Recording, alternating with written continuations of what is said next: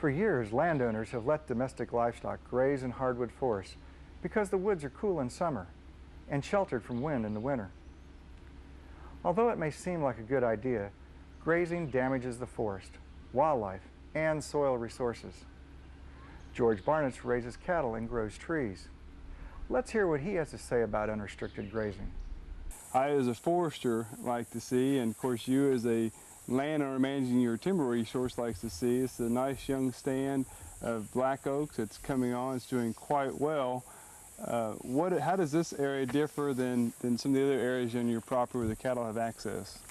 Well, like the area we're standing in, this is what we call a calving pasture. It was a piece of timber back a number of years ago that we cleaned up because it was along this creek behind us here. It was just thorn brush and shingle oak and species that weren't very good at all, and it makes pretty good pasture ground. This behind us, however, was some good young, well, at that time it was some big timber, but we cut it out and we've got some good young timber coming on in it now.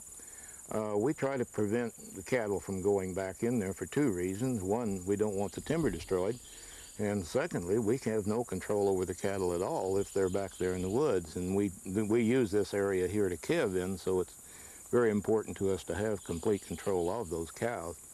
But the timber the cattle don't do very good back in the timber, and the timber certainly doesn't do very good with cattle.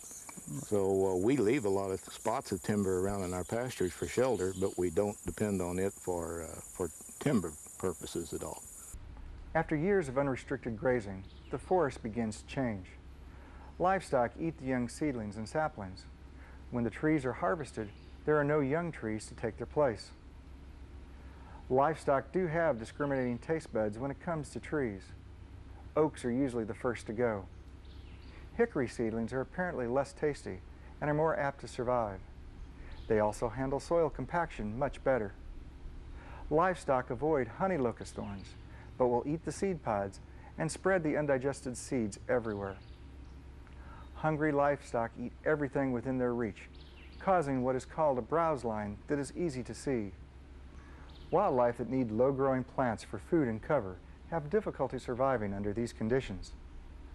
Large roots and smaller feeder roots in the top 6 inches of the soil are easily damaged by trampling hooves. Once exposed and damaged, insects and disease have free entry into the roots. Weakened and stressed root systems lead to weakened and stressed crowns, producing less food for wildlife and the stressed roots. This sets up a vicious cycle whereby the tree eventually succumbs.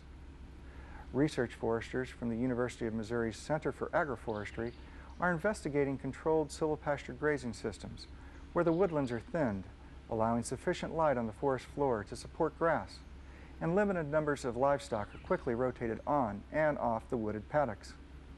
This research is only in the initial stages.